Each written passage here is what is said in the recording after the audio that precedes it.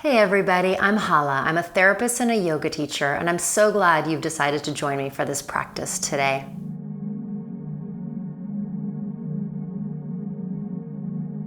Today's practice, we're going to focus on being able to be with discomfort.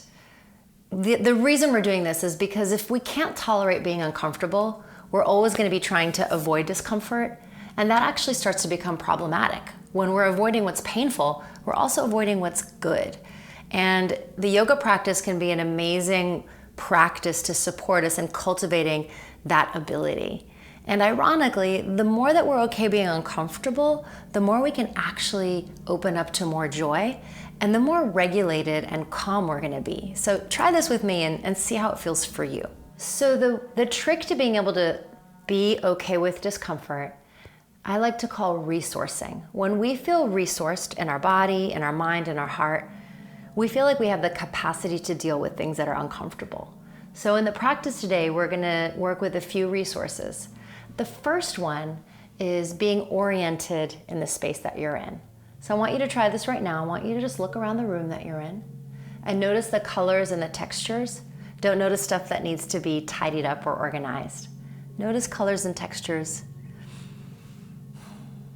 And actually move your head when you're doing this.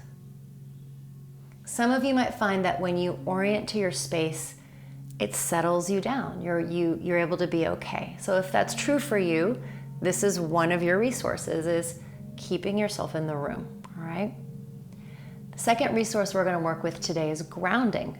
Grounding has to do with feeling the parts of the body that are touching the ground, feeling like we're on the ground. It's the opposite of feeling like we're floating or we're kind of off in some never land, okay? You can also ground through your hands. You can place your hands on your thighs. You can even place your hands on the floor. So we're gonna play with these resources in each pose, finding the resource so that we can be present with whatever is. And our third resource, of course, is our breath. Okay, so we're gonna work with all three in this short practice, but remember that anything can be a resource. You can light a candle and use that as a visual resource. The resource is that thing that we can metaphorically hold on to so that we can attend to whatever else might be happening. It's kind of like if you were in the ocean and the water was tumultuous and you're kind of having a hard time keeping your head above ground, right? If you don't have anything to hold on to, you're not gonna really know what's going on. You're just in survival. But if I threw you a life raft and you could hold on to it, you could then kind of tell, oh, the waves are coming from here, or there's an undercurrent, or there's a place I could go to for safety. The resource is that thing that we can anchor our consciousness in so we can get a lay of the land of whatever is going on that we need to navigate or deal with or feel, all right? So let's try it in the practice, and hopefully this will help you understand what I mean. We're gonna start with a seated forward bend. This can be done in a chair, and you can also lay down on your back if that's better for you. And some of you might find that you prefer to sit on a pillow or a blanket. We're gonna extend the right leg forward. The left knee is bent. You can always put something under your left knee if it's bothering you. And I'm gonna use a strap. You can use a towel, or some of you might not need to use anything. We're gonna try to sit up as tall as we can. You might start with your hands behind you. Some of you will grab your strap or your towel around the ball of your foot, all right? Let's go ahead and find that first edge of our stretch. For some people, it's up tall. For some people, you need to lean forward. Once you have found your first edge, now the practice begins. So we've gotten a little uncomfortable. So as you notice that sensation, can you find your resource right now? Maybe it's your sit bones on the floor. Maybe it's keeping your eyes present in the room. Maybe it's your breath. I want you to pick one to work with. And as you anchor in your resource, try to move towards the discomfort in the back of your leg rather than trying to run away from it. Don't try to change the discomfort, because that's also a way to not be present, but rather, can you just accept it? Can you accept the tension? So we'll take a few breaths here. Doing your best to, again, stay present with the sensations, and notice if you kind of want to run away from the discomfort. Most of us do, by the way. Let's take 2 more breaths here. Notice if the shoulders get tight or the jaw gets tight. 1 more breath and give it a sound. And then we'll come up and we're gonna switch sides. Bend the right knee, extend your left leg straight. Grab your towel or your strap around the ball of your foot and sit up tall. And remember, you can use your hands behind you if that gives you more support.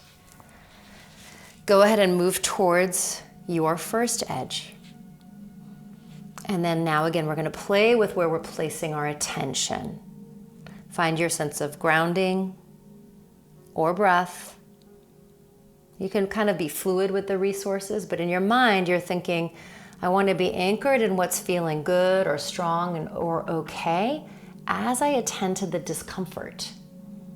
You know, in so many ways, yoga is about purposely doing all this uncomfortable stuff and seeing if we can like not be freaking out while we're doing the uncomfortable stuff, right? So find that edge and then try to move towards the sensation.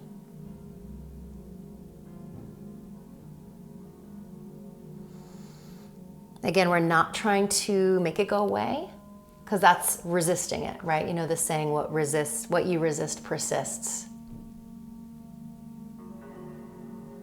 1 more deep breath here and then sigh it out. And then release. Let's shake the legs out a little bit. Notice how they feel. I like to say that we cannot transform that which we refuse to feel. So just by feeling what's tight or uncomfortable, we can begin to heal it. So we're gonna move into a different pose now. Let's come into child's pose. You can have your big toes together and your knees apart. Elbows can be on the floor and you let your head drop. And for some of you, it might feel good to reach the arms forward and bring your forehead either to your block or to the floor. And take a few breaths here. You might notice your back muscles relax a little bit. Let your belly get soft. And then reach your arms out in front of you. Walk your hands over to the right side. Pin your left sit bone down. You'll feel a stretch through the left side waist. Take a deep breath here. And then walk your hands over to the other side. And pin that right sit bone down. Nice long stretch through the right side. Another deep breath. And come back to center. And come up onto hands and knees. And we're gonna come down onto our forearms. Interlace your fingers. Shoulders are over the elbows. And now you're gonna step your knees away from you and lift your feet up off the floor and cross your ankles. Press into your forearms, and I want you to feel your belly muscles working. Another option here is to extend the legs, curl your toes under, and lift your knees up off the floor. So we're getting uncomfortable here, all right? I want you to find the level of discomfort that you think you can be with, all right? You're gonna feel your muscles working. You're gonna feel heat rising. And try to breathe even as it's difficult. Now, this doesn't mean you don't come down and rest, all right? If it starts to feel like you can't breathe or it's too much, you're gonna come down and rest. Otherwise, I want you to stay, okay? Let's just take a few more deep breaths here. Notice if your neck and your head gets tight, try to shake it out. And we'll stay here for 5 more seconds. 4, 3, 2, and 1. Come down into Sphinx pose. And take the shoulders back. So what I want you to notice as we're doing these movements is your self-talk, right? When it's hard, do you start to go into self-beat or self-criticism, or do you decide that I'm totally incompetent, right? Some of us tend to lash in, and some of us tend to lash out when things get hard. We can use the practice to know ourselves. So guess what? We're gonna do that one more time. Interlace your fingers, curl your toes. Again, if you want to keep your knees down, just keep the knees down and lift your hips off the floor, lift your feet. Or if you want the knees up, you can go into that one. All right, so the shoulder blades draw together, the heart reaches forward. We're gonna stay in this, and again, add in your breaks. We're gonna do a little bit of a longer hold here, all right? If your legs are straight, you can add this option. Lift your right leg up off the floor and breathe, breathe. Lower it down and lift your left leg up off the floor. Keep breathing. Notice the mind, notice the habits. Bring it down.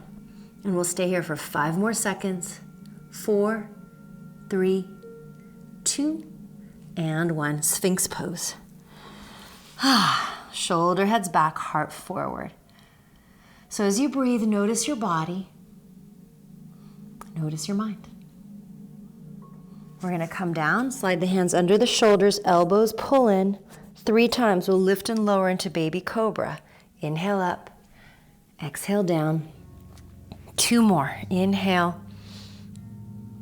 And exhale. Inhale.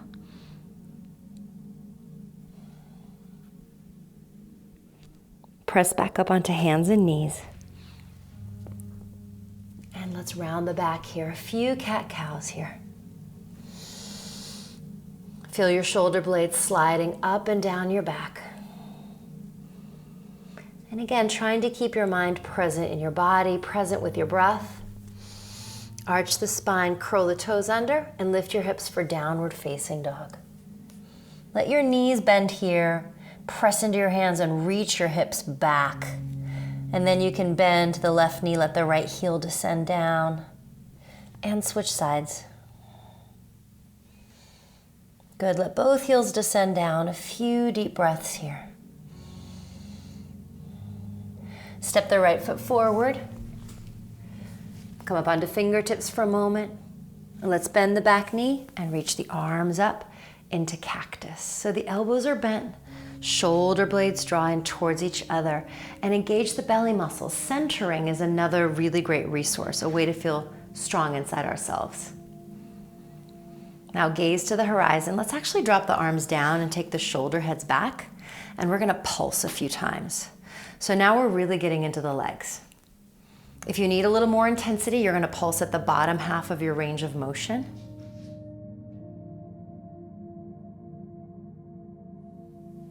Good, a few more breaths here. Now you're gonna start to feel probably your legs burning a little bit.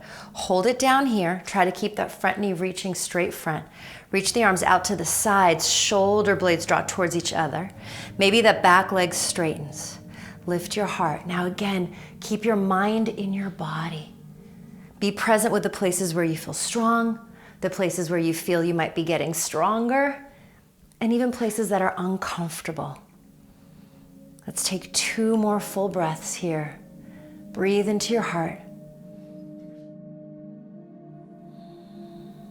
And then we're going to bring the left hand down to the floor or block and reach your right arm up. And roll your chest open. Find the level of discomfort or intensity that you can be with. Don't go so far into it that you're overwhelmed. 1 more breath. And bring it down. Good, step back to downward dog. Good, here you can bend and straighten the knees or wiggle it out a little bit. And now let's step the left foot forward. Come up onto the fingertips for a moment. Really establish yourself here. And then bend the knee and come on up. Cactus arms. So every step of the way, you're thinking about regulating yourself, making sure you're resourced, you're grounded. Let the arms fall, making sure you're breathing, and then we pulse. We're prioritizing our internal experience, our ability to be present with our sensations. Gazing to the horizon, a few more here. Try to stay in your body, try to stay in this moment.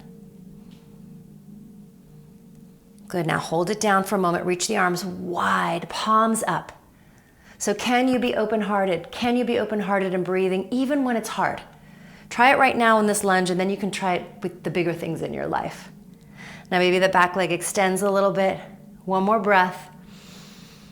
And then the right hand's gonna come down to the block or floor. Left arm is gonna sweep up, shoulders draw down. 1 more full breath here. Bring your hands down and step back to plank pose. Let's revisit plank. Hold here, knees up or knees down. I'm gonna do the knees down version. Notice if you're that person who would never bring your knees down and you're used to enduring. What if you didn't have to endure? What if you brought your knees down a little bit? Take another breath. We're going to lower to the floor. Inhale, lift up into baby cobra. Exhale, come on down. Press back up onto hands and knees. This time, keep your toes curled under as we sit back into child's pose for a moment. Let yourself rest here.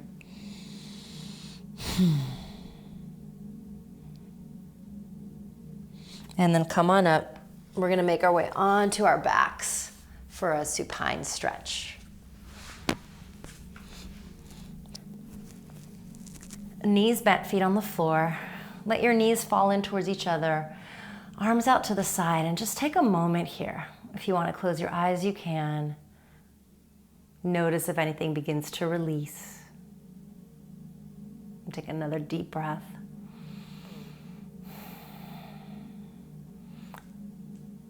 From here, cross the right ankle over the left knee. We're going to get into the hips a little bit. Flex the foot and press your knee away from you. If you're getting a good stretch, then I want you to stay right here. If you're not, you can draw the left leg in towards you. You can hold on to the back of your thigh. You could even put your foot down on a block. I want you to find your first edge. So remember, we're practicing being with discomfort.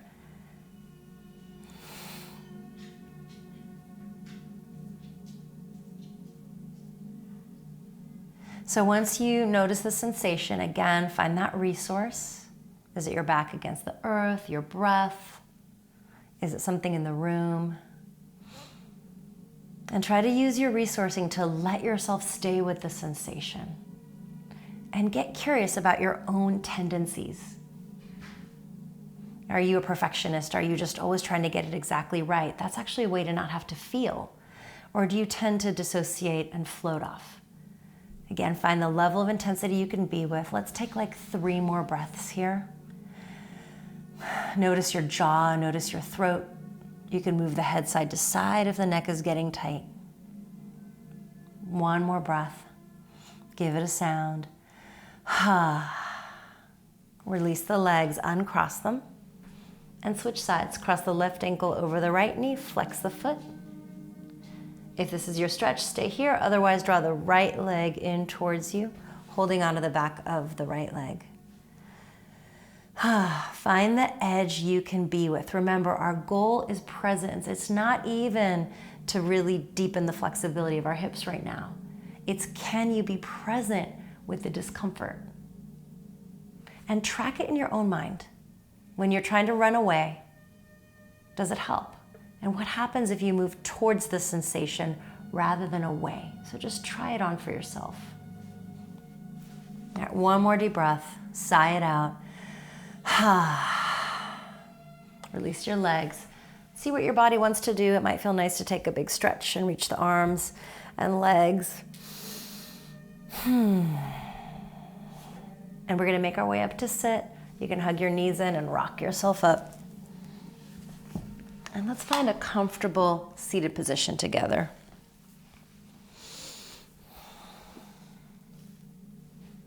Once again, orient yourself to the space.